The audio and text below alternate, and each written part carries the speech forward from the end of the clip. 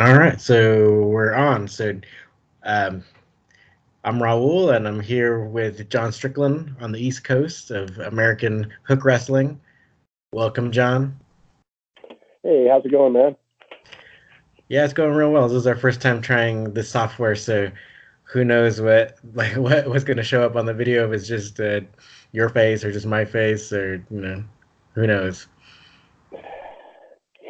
Well, hey, we give it a whirl and see what happens. So hopefully we'll figure people out. All right. Well, so we want to talk about basically all things catch wrestling or all things related to catch wrestling. And what we want to kind of talk about today is kind of like the future of the sport and grappling itself. So there have been people like a really famous jiu-jitsu grappler named Craig Jones from Australia who last year in in a documentary about him said that the next grappling innovation is going to come out of wrestling. I think he doesn't quite know like catch wrestling or all the ins and outs of authentic catch wrestling, but I mean, I think that his prediction can be true, and it could definitely come out of authentic catch wrestling. What do you think, Sure. John? Yeah, sure. I mean, I think that's been something that we've kind of seen or witnessed over the last few years. Where uh, from what I've seen, jiu-jitsu is really starting a lot of. Well, let me say there's a lot of avenues in jiu-jitsu. I don't know if it's individual schools because I don't know a lot about the jiu-jitsu world as far as who's who anymore. But I do see things as well. I just don't always know names, and I've seen a lot of this evolving where guys aren't using, you know, you go into the back as much, and they're not using guard as much. And in fact, when I was in Los Angeles this past time, I was, you know, kind of stunned to learn that some of the higher level jiu-jitsu guys are going to what they call turtle, and I would call more of a ref type position. Um, and I think you're starting to see that. And then of course you got the guys too. I think those guys are from Australia as well that are doing all these leg locks, catching people with. Um, and we talked about that briefly. When I was out there, and I think it's. I don't know if it's by design. I don't think they're saying, "Hey, let's go rip off catch wrestling." I think a lot of catch wrestlers sometimes do that, and there's certainly sometimes that case might be made. Um, but to me, it just looks like guys are just trying to improve what they do, and this is kind of the path that they're headed towards. So I certainly I can see that prediction as coming true. Yeah, no, I totally agree, and I thought that was a pretty good observation from Craig Jones in particular. Yeah, because like you were saying about like the whole refs like position and their in jiu-jitsu is called turtle. Yeah, now we're seeing people coming out with their DVDs about turtle guard and all that, which a lot of it's just like doing sit outs or Granby rolls and stuff like that. So it's pretty amazing, like that well, it can, I guess you can make or you can be upset about it where it's like they're just trying to they're taking a lot of wrestling stuff and putting it into jiu-jitsu and then calling it turtle or whatever. um, but like, well, actually, well, how do you view that that situation? I mean, I just want to make sure I follow that right correctly. That they will take it. Essentially, maybe we'll take something from catch wrestling and then just call it jiu-jitsu, or is that kind of the question? Can you hear me all right there? Did the sound get Yeah, can weird? you? Yeah, can you hear me? Yeah. Let me unplug real quick and then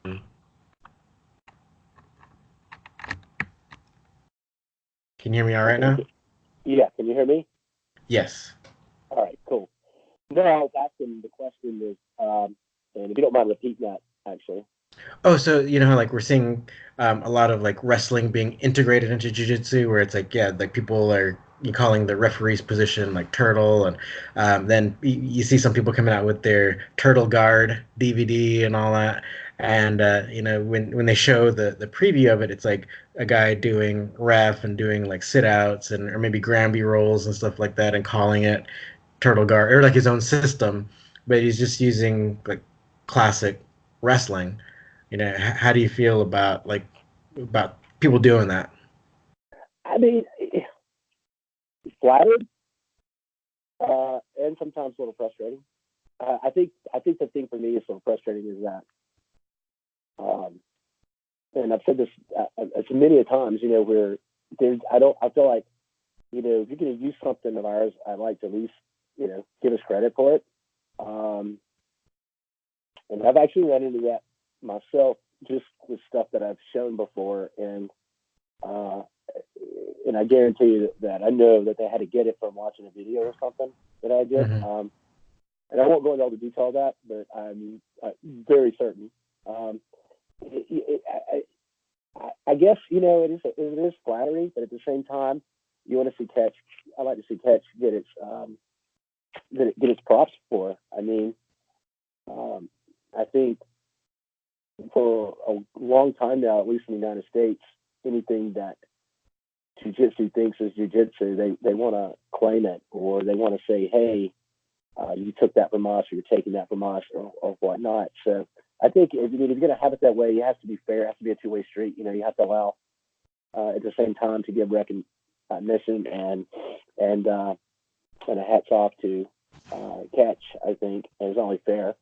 Um, so I mean, and I have no problem giving jiu-jitsu their props for the things they do. Um, and I've always said I thought it was a good art, that kind of thing. But yeah, I just saw a video recently on somewhere on social media where somebody was actually going to a short sit position, and then they were doing all this crazy stuff out of it. And all these jiu-jitsu guys like, man, it's so innovative and all this, and I was just like, oh my god. And these are high level belts too. I'm talking black and brown belts. That was a little frustrating, but it is what it is. So, um, and actually, I'm kind of glad that they're doing that, because it makes not having to pass their guard ever a problem. Yeah, You know, yeah, I all mean, true. truthfully. So yeah, Yeah, no, I agree. It's so true. And then also too, it's like even the whole leg lock game. I mean, there's they think it's quite advanced what a lot of them are doing, but a lot of times it's they're even like these higher belts. I'm sure people are going to get mad or whatever if they listen to this, but a lot of higher belts they're trying to go for toe holds on each other, and a lot of the mechanics of it is wrong. So then the opponent will get out, and then people will say like, oh, his leg lock defense is so great, but like if you watch the video, it's like it was never put on well in the first place, and of course they're going to get out if they try hard enough to roll out. well, I've always said too, and I've said this for a while, that everybody became heel hook crazy in the last few years, and to me, the next step in evolution there will be just going to a toe hold. I mean, Mm-hmm. which essentially heel hook is, but I'm talking, steering wheel grip, figure four grip, uh, catching the toe in your elbow, getting your weight on it, that kind of thing. Mm-hmm. Um, Using different parts of your body for poking. That'll be the next part of it, uh, and it's a good weapon. Um, Honestly, there's nothing new about this. I mean, at least I know that we were doing this in like 2000 and 2001. So, um, you know, and in that sense, that it has come, uh, um, it has evolved, certainly since then. And I think that you know the I think that's the big thing too. When you hit the nail on the head, is that, I mean, if you end up having so much stuff in your arsenal, it's really gonna be hard to ever really focus on any of it and get good at it. I mean, you're gonna. I don't see. And Ben Askren had pointed this out, I think, on Joe Rogan's show, where you know he knew what wrestlers know. Like, hey, you guys are trying to do way too many things in practice instead of doing a lot of repetitions of it. Yeah.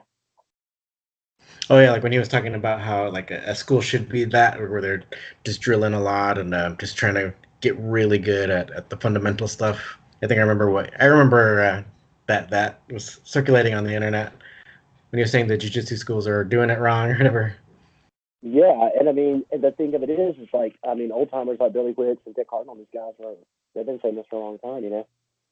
Uh, Sadly enough, that I've even seen them mocked for saying that by a younger generation. And now, I mean, you try to be nice instead of telling those guys like, well, you're actually idiots, and you don't realize how ignorant you are, and then until get on the mat, and then you're like, okay, Hmm. you sometimes have to make a believer.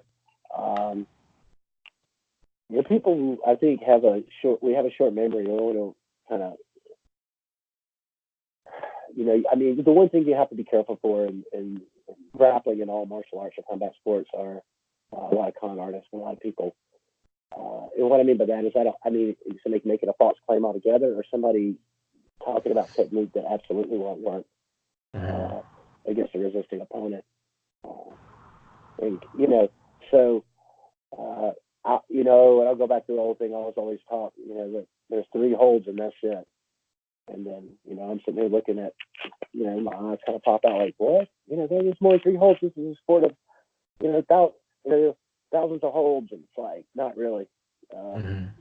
there might be 1,000 ways to get into the hold, or 1,000 situations. You might, but I mean, you know, there's as far as I know, there's only like you know, I guess 5 things on the human body and submission that you can submit. You know, and Hmm. and that's if everybody's intact and we don't have somebody that's been dismembered. I mean, 2 arms, 2 legs, and a neck, right, or a head. Hmm. So I really think it starts. I really think it starts um, shrinking down into and that, and then getting solid, like Aspirin was saying, and things, and then you build off that. Oh yeah, no, I totally agree. And then like I think when you know, say like going back to the toe hold, I mean if you know the mechanics of it, then yeah, it would be really easy to get that hold from all kinds of positions, right? So I mean I think someone might try to pass it off as being like, oh, I know all these holds, but it's like you know all these entries to get into the one hold or the one variation of like the toe hold once you know it well enough. Right, and then it goes into like you know, at least in my background and when I was taught was the submission. The term submission hold really wasn't used, not by pops. It was a wrestling hold, and that could mean a few things. I mean that we talked about this in a lot. The wrestling hold could be something you pin somebody with, submit somebody with, you control somebody with. You take something like a double wrist lock. You look at old manuals and old books, man. Guys are pinning people with it. It's used for submission. It's used for throws. It's used for escapes. Hmm. The same way with toe holds and stuff. And all kind of works into a blueprint, I guess.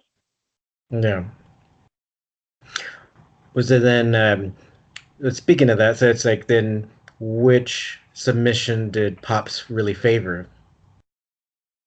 He called it side double wrist lock, uh, toe hold, headlock. He was really big on attacking the head.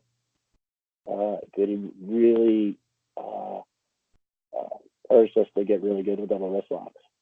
And I mean, he just didn't really do a ton of submissions. He really didn't.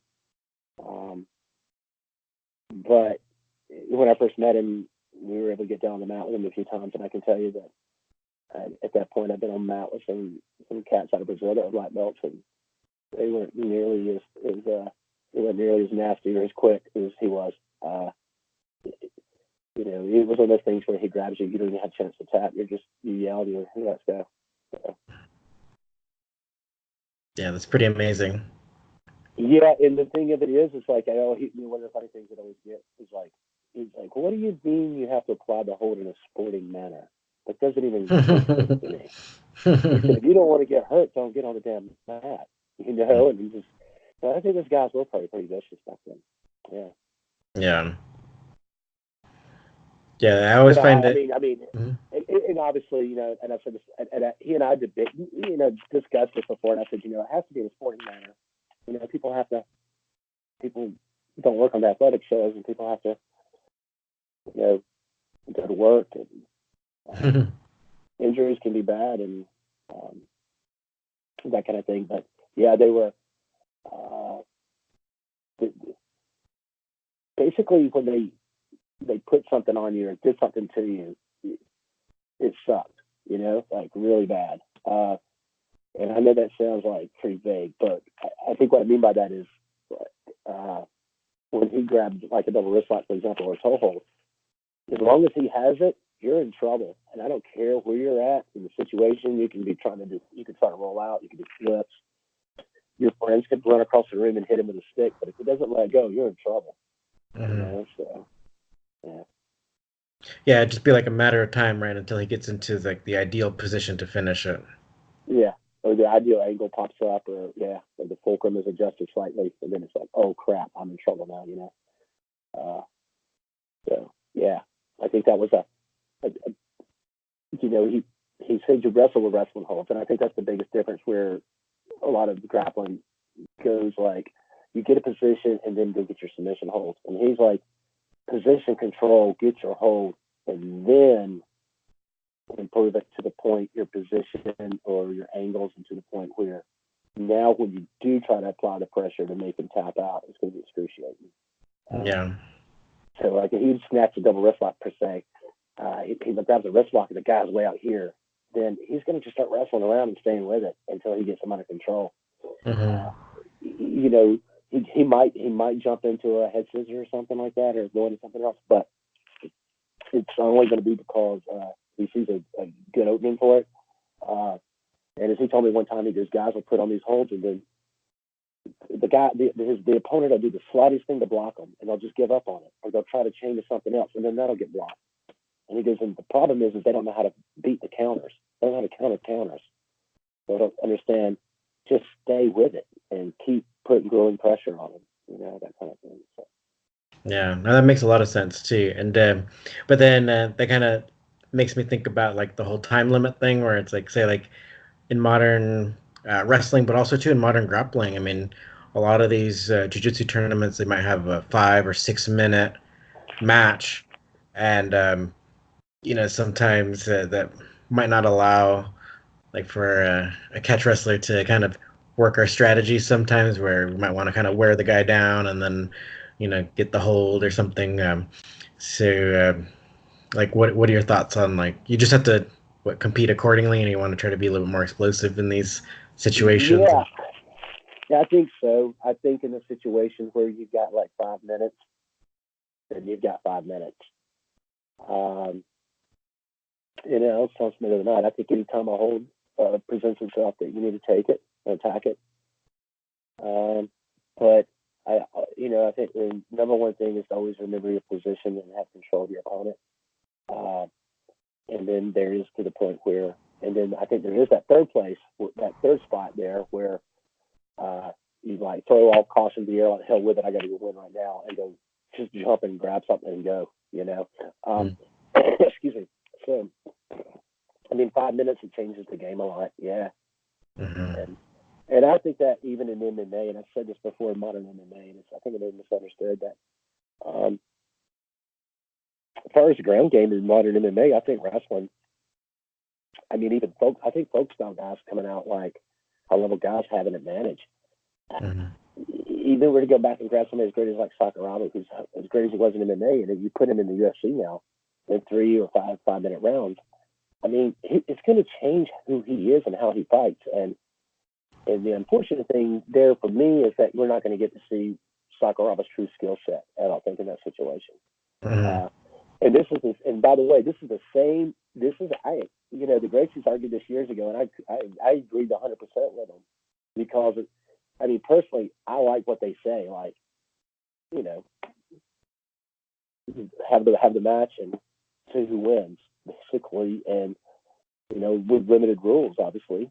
A few rules in it, and I know in modern time it's hard to do things without no time limits and that kind of thing. But 5 minutes, yeah, not very long.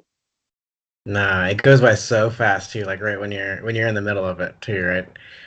Maybe not like when you're in the actual competition, it could just I fly mean, it by. would be yeah, it would be almost like if they reduced professional boxing to like 2 minute rounds or 1 minute rounds. Hmm. You know, I mean, can you imagine fighting somebody like Muhammad Ali or Sugar Ray Leonard in a 1 minute round? They get you with 5 jabs, move around, and they win the round. It's over. Next round. Same thing. Next round. like, oh Hmm. crap, I get slaughtered in points, And I think that takes away from a guy that can hit like a George Foreman or Marvin Hagler against either one of those. I think I think they're handicapping them a lot. And so yeah, I don't like the microwaving stuff now. Yeah. Yeah, so I think yeah, there's kind of a lot of things that are going on with regards to like you might see somebody or people argue online like what is the best grappling style or whatever, but they might say like oh come compete in our tournament, but the thing is yeah, these styles are different and they did develop over time for certain things. So it's like, yeah, like how you mentioned the folk style. Over the decades, it became more of a speed and power game, and it's kind of. I think that's also kind of happening with jujitsu, where like, a lot of the tournaments have these short time limits. So you might be seeing that as well. Who can like rack up the most points, or if you can get a submission really quick, that person will win. Um, so like you were saying before about boxing, I mean, we might get a catch wrestler who's used to or like we'll say like we're used to like these no time limits or 20-minute time limits. So if you're used to that, then you might not be able to show all your skills, right? If you just go into like a short time limit match and maybe you I think you probably could still win, but say if it goes a distance, you might not be able to show all your skills or strategy even. Yeah, sure. I mean, I think like if we use that example or the analogy I was just talking about, like with boxing, where you introduce the round to this like a minute, you got to watch out for a guy can score and get out of the way, and then keep just playing the round system and beat you on points. And then if you're a puncher, you got to come out and just throw all causes to win and come forward swinging. I mean, and trying to Yeah. land, to get him out of there. So yeah, I think it. Um, I want to be able to see two people compete, and I don't want. I mean, we're going to have rules. I get that, but I want to see them compete where uh, the athlete himself determines the outcome, and it's not determined by rules as much. Hmm. Yeah, like points, man. I personally don't like points whatsoever. Like I'd rather just like even you mentioned writing time or whatever, but then I think Eddie Bravo, his rules, they call it writing time as well. If they have to go into overtime stuff, then they'll measure like who like had the advantageous position the longest, and like if the other person was able to escape, who can escape faster and stuff like that. So I think it kind of goes back to like measuring the dominance, or at least some way to measure the dominance of one of the wrestlers to find the victor, right? Yeah, and I'll give you a good example of a situation like that is Billy Wixon told me when he had got with the athletic show when he first got on and met Henry Colin and the guys in that troop. Um, he had a pretty good amateur background. Of course, amateur meant something a little different back then. You didn't have as much of it in the school system as it was in the YMCA's and stuff around. Wasn't quite as governed by people. Anyway, but he knew how to wrestle. Did some catch wrestling. Wrestling was practicing with Henry Colin, and he said Henry used to always say, "You can wrestle me, but you can't beat me." And I thought, "You can out wrestle me, but you can't beat me." And I was like, "That's weird." But I've seen that even with my own guys before. So where it's yeah, exactly the sparring situation again. So basically, what happens here is like, yeah, the dude's he gets a takedown, whatever. Now we're on the mat. One guy's on top. He's hitting breakdowns. He's throwing in legs. He's moving the guy around. He's controlling the match. Uh, and and I just saw this recently two guys. He dominates it until the last second. Then he gets caught in something submitted. And that's what Henry would do a lot of times with Pops when he was first learning. And I was like, "What do you mean? You might can out wrestle me, but you can't beat me." And I was like, so what he was trying to get to Billy was that, and actually I think the expression was, "You might pin me, but you can't beat me." And I said, "With your pins, you are beat." And he's like, "Yeah, but what Henry's, I think, trying to," and I think a lot of people misunderstood that message that when Pops told it. It is the fact that, yeah, because we talked about how crucial pinning is. Um, but he gets in a situation and Uh, and when you get into that situation, it's he wanted to be able to build a learned hook like that, and that was the thing because like he would beat Henry up for like he said sometimes 30, 45 minutes an hour, and then Henry would just submit him. You know, yeah. He said he'd have him on his head sometimes, and somehow he'd grab a toe hold or something. Like, how did he do that? You know, and couldn't get Mm. away or something. But yeah, you know, Because his turtle guard, his turtle guard yeah, power. yeah, Ted Dog, yeah, he was, and it's funny because how even things get named. You know, like oh, like the guys would call things front rolls now, and I Mm, heard an old timer refer to it as a leg pass. You know, passing leg or something like that. mm, Or you'll hear. Um, um, I'm trying to think of another good one that you know, I mean, everything's got so flashing names now with it, you know. I mean, but even in actually in the case in wrestling, like, oh, that's a Fujiwara armbar, and people are like, no, are you kidding me? You know, and no disrespect to Fujiwara, you know, and I think you'd be like, yeah, I didn't invent that, you know. That was one thing I always liked about Pops because we did put a lot of names on stuff. If he grabbed your foot, and it didn't matter if he used his mouth, his hands, his feet, whatever, it's a toe hold. You got submitted by it. You know, so um, I think that's the thing. You know, when I hear guys like, "I'm gonna hit a Granby," and like, you mean a shoulder roll? No, Granby. I'm not talking mm, about a forward roll. I'm talking about a shoulder roll. It's the same thing. But yeah, you know, I mm. can't remember what that. I'm trying to remember. Oh, I had heard the term for it at one time, and um, of, of that, and I saw it, and I was like, oh, okay. And then, I mean, well, it's just like now. I mean, you hear things like, submit mixer or the snake or whatever. And it's just like just a bar in chancery, you know? Mm. But yeah.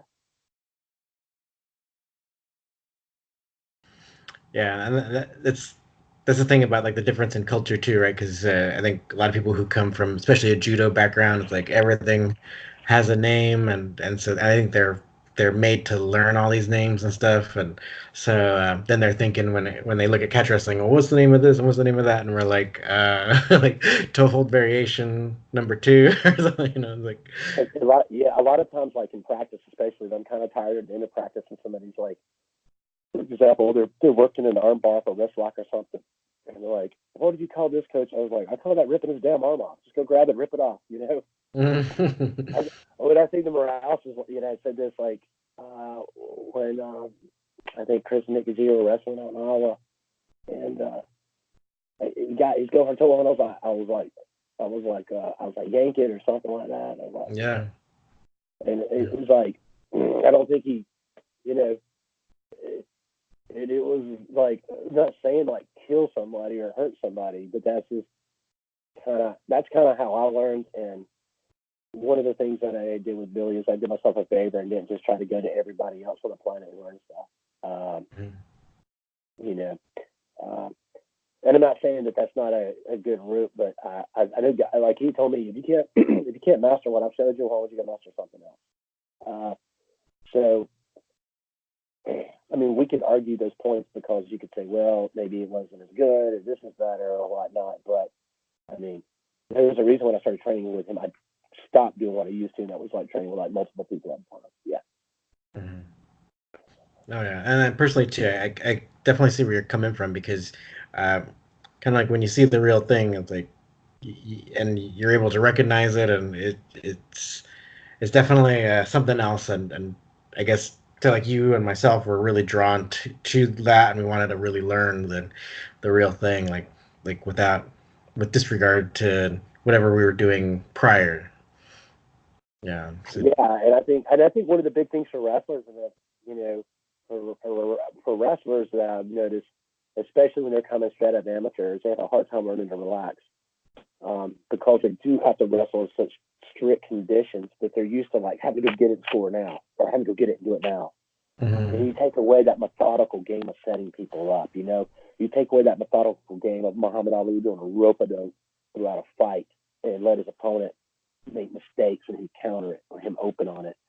and when we don't allow wrestling to have counters, and we're not wrestling on the mat, we're not wrestling everywhere, we're losing wrestling. Hmm. You know, when people say, "Well, most of the wrestling matches on their feet," I'm like, "Well, crap. Well, then what about all this crap that's on the ground in catch wrestling? You're just going to lose it."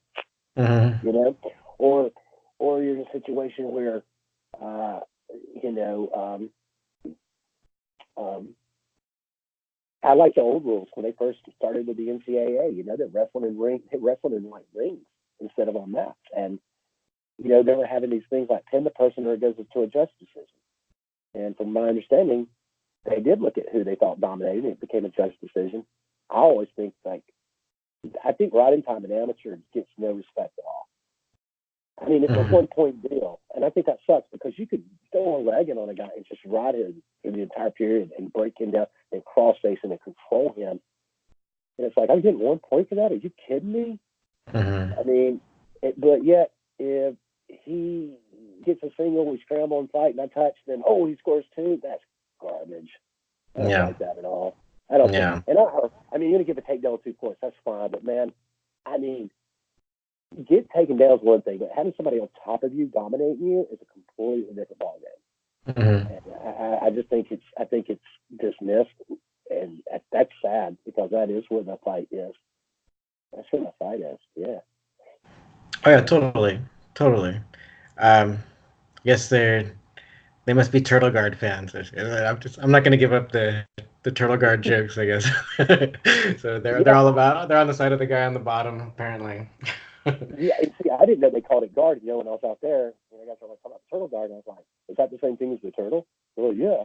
I was like, "Okay," because I just assumed guard meant like going through your back or your side or sitting on your butt, that kind of thing. I didn't realize that they were calling it that, but because I was like, well, I think I know what you're talking about, but that extra word like that modified turtle guard, like guard. Uh, but yeah, and then of course the one thing I see a little different from them. Uh, I mean, I've really made people mad before in sparring where I'm using a lot of cross faces, and I don't think it's as brutal as the amateur cross faces because I'm actually not hitting the person, but I am grinding on them, and I'm constantly doing it. And Mm-hmm. then, like an amateur, we can turn your chin past your shoulder. That's that's not taboo in what we do. So, uh, yeah, I think that when you get into the rips, that you can start dropping on guys and drop, ankle smashing, and shin smashing, and cross facing, and I think it becomes pretty rough, you know. Mm-hmm. And the funny thing for me is I never looked at it as that rough until I start like training with other people, other styles, and then they tell me how blue collar it is, and you know, and you sit there and you say, listen, I'm not trying to be a jerk. This is what we're taught to do here. Uh, Mm-hmm. like what else would you do? But you could do that. I'm like, I don't know, or like a situation where a guy's got he's covered up. You're like, oh, I can't cross face now. What am I going to do? I'm going to try something else, but you know, and I think the other thing of it is everything is shorter. In a sense of like instead of saying I got to move here, move here, move here, step one, step two, step three, step four, step five, boom, fall back, got it, or throw, get on it, boom, got it. But this is like boom, grab it and go, grab Mm-hmm. it, now you got it, now start controlling them and wrestling with it instead of trying to get control and then, you know. So, for example, um, uh, like you've seen this, and they're like we're a double wrist lock on the same side. Where a person is almost like you got them side belted, and I just swing to the other side. I'm like, no, let me do it over here. Mm-hmm. Um, they'll start doing that soon, I'm sure, and I guess we'll say we're flattered. I mean, but it's just like give us some credit for that kind of stuff. Yeah, yeah. Before they give it some silly name and then say it's part of their system that they developed. Right, right, yeah, and um, yeah. I mean, and I see young kids do that as an amateur. They're like, oh, I came up with this new coach, and I'm like, no, you didn't. You know, I just you might call it some new twist or something, but even that I think is a pretty big claim considering how many people and how long humanity's existed and in the grappling arts and combative arts that are out there around the world. Hmm. Oh yeah, yeah. It totally shows where I guess maybe the what's the word, like the arrogance or the even the hubris of it all, where they think it's like it's all coming from them, or but yeah, thousands of years of Right. I history. mean, Mhm. right. And I think that's probably the, where guys are like, oh yeah, oh, check out this cool thing I did or this cool thing. And I'm like, what? Yeah. Like, yeah, that's been around. Like, I actually had a high school coach a couple years ago, uh, and he was trying to show shin locks to amateur Mm. wrestling. And he asked me, "You ever seen anything like this, John?" And I was like, "Yeah, sort of." And I was like, "Can I show you something?" He's like, "Yeah, sure." And he's like, "Oh, And but yeah, he's thinking at least. I don't know where he picked it up at, but I guess he saw it somewhere. Hmm. I mean, he said, "Oh, I came up with this," and I was like, "No, no, I promise you didn't." Yeah. He was like, "Yeah." I was like, "How old are you?" He's like 30. I was like, "Yeah, you didn't come up with it. If you didn't tell me 300, I might would have believed you." Yeah. You're if you're like, and like an X Men or something, or like a Highlander, you're some kind of like immortal or something, then I might have been like, oh, okay. But yeah, it's like, wow, man, people have been doing that for a long time. So. Yeah, yeah, yeah. If he's like on if there's a hieroglyph of him on the pyramid, then you might have believed him. Yeah. Are you from Mesopotamia? No. Yeah. So yeah, or ancient Egypt? No. Oh, okay.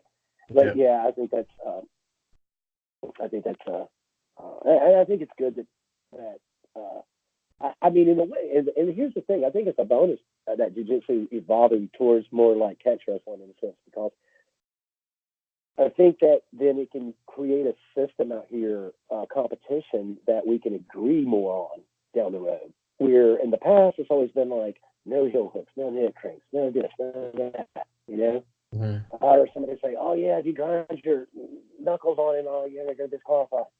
Uh, you know, so when somebody says no gouging, like please define gouging before we start, man. Mhm. They can be a little tricky. So I think when you see that evolving, I think you're going to start seeing better type of competition. But I think it opens up for some good tournament play too, where in the past you have guys that are really traditional.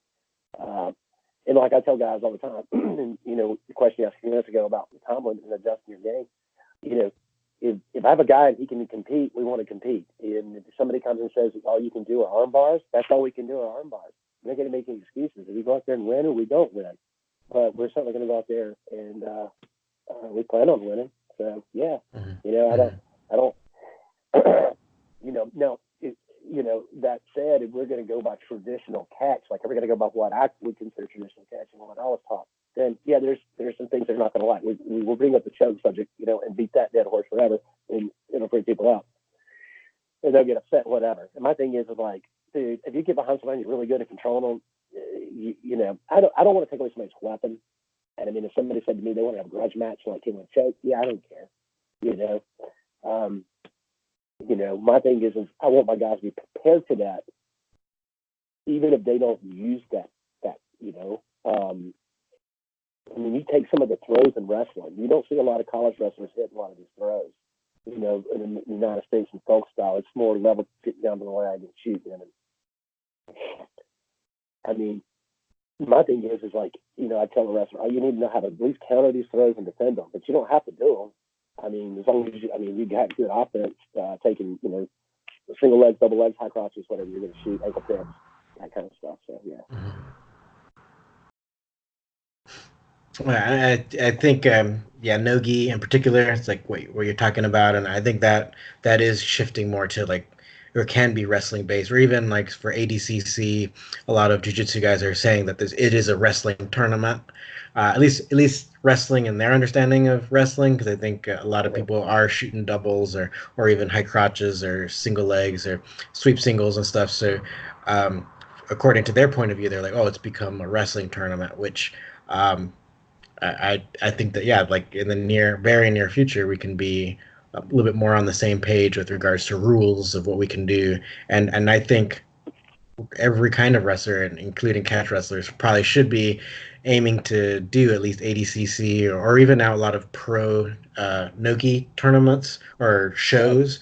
The rules are pretty free. You know, they're not even taking into consideration like belt levels, like in jiu-jitsu. It's like if you're competing, I mean, they're still going to allow a lot of these leg locks.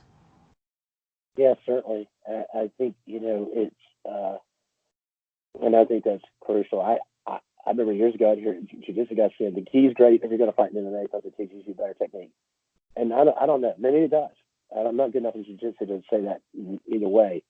I just never understood it because I'm like, you're not going to get that fight in that gi. And to me, the gi was designed more for a street situation because you can use the clothing to manipulate somebody, and it does make it a lot easier than using. You don't have to, you grab somebody's belt and pull them. It's a lot easier than to grab their hip and pull Mm-hmm. them. If I grab somebody's belt and pull them, I can pull them using one hand backwards. If I just put Mm-hmm. my hand on their side and pull, I'm probably not going to do that. Mm-hmm. But, uh, and I think that I say this to the guys all the time. Think about these little. I'll present a couple of different little premises here. Like, so one would be, let's say, for example, okay, somebody said, what if I could have somebody starting out? What I really want, I want a guy that can defend, block, escape, counter every submission hold thrown at him. If he can do that and he can wrestle his ass off, he's going to be hard for anyone on the planet to beat. Anyone.